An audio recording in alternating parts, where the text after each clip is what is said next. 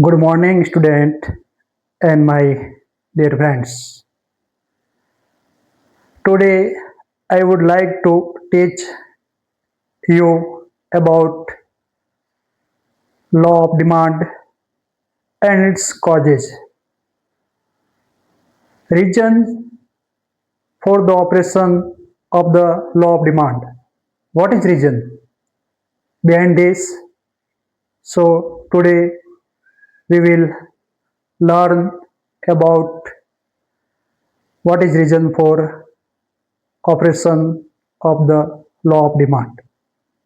Let's start. There is a first reason for this law of diminishing marginal utility. It's first reason for this. So, first of all, we should go what is the law of diminishing marginal utility. When we talk about this law is according this rule as a consumer uses more units of a commodity. As a consumer uses more units of a commodity, the marginal utility derived from each successive units diminished.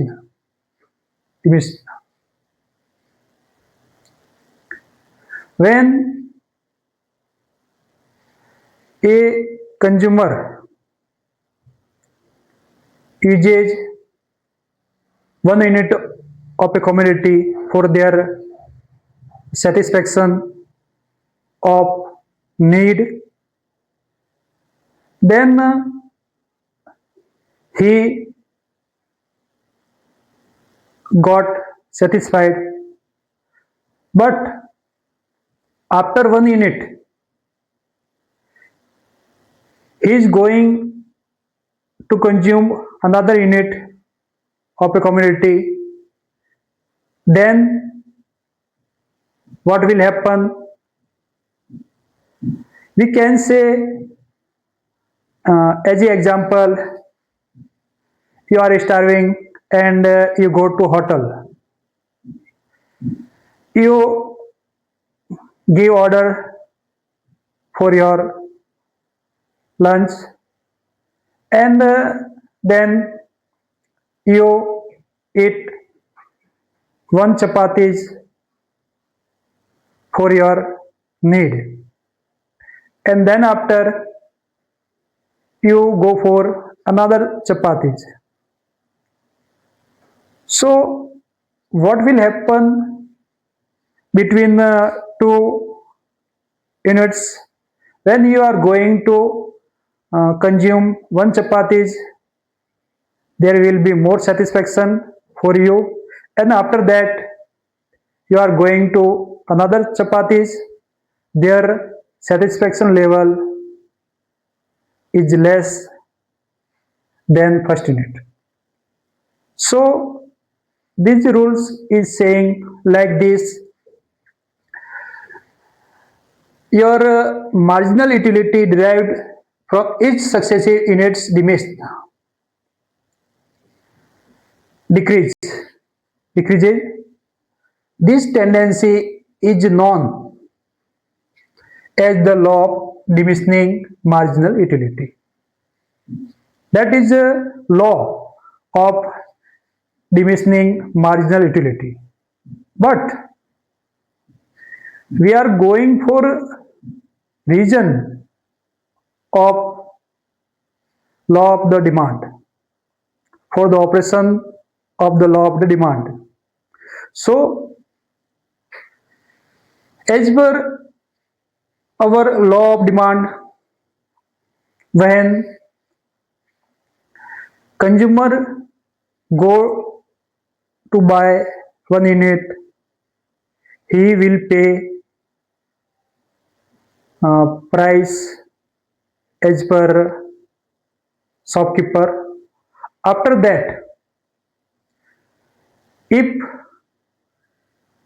he is going to another units of that goods, he will pay less price before he paid. This situation like this, it will happen after one by one unit, because in the first unit consumer has a more satisfaction because he need for that commodity. One unit after that, second unit satisfaction level will be decreased.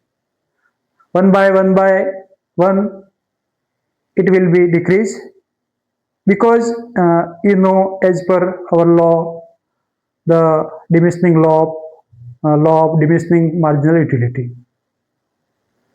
So that's the reason for the operation of the law of demand. Okay, you understood, my student? Let's go for second reason. There is income impact. Income impact. What is income impact, and why this reason for the operation of the law of demand?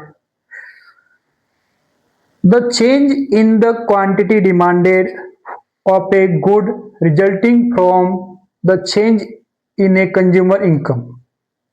That's happen after change in consumer income, and its causes by a change in the price of that commodity is known as income effect. We can say like this: if consumer is going to buy, that is demand schedule as an example,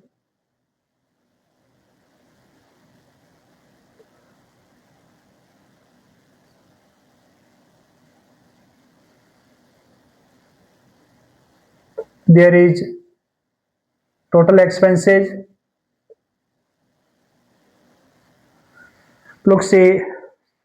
Look or say this table. There is a price is 10 per unit. Consumer is going to buy two quantity of a commodity. Then total expenses happen 20 rupees. After that, if price decreases, then uh, if consumer buy only two units, then its total expenditure will be 10 rupees only. So there is a saving of 10 rupees. What will happen after this?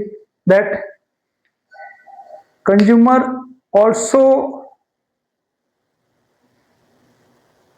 will go for another units.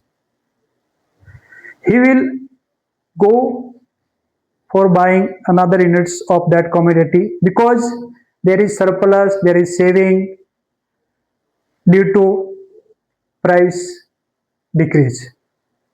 So there is real income of consumer increases after price decrease. So that is income effect. That is income effect. If prices of a commodity decrease, then consumer income, real income will be increased. After that, he will go buy for buying another unit. So that's the reason of for the operation of the law of demand. Okay, understood? Let's go for third reason. There is substitution effect. You know about substitute goods. That type goods is can be used in place of each other, one another, like tea, coffee, pen, pencil. We can say as example. So, what is substitution effect? When a good becomes cheaper relative to its substitute, it is substituted for the other good. That's known as substitute effect. Talk about as an example when we are going to buy tea and we are studying demand of tea. So uh, tea substitutes goods. Tea substitutes goods is coffee. If coffee coffee's price increased, then what will be happen? After that, tea will be cheaper from coffee. In this condition, consumer will go more quantity of tea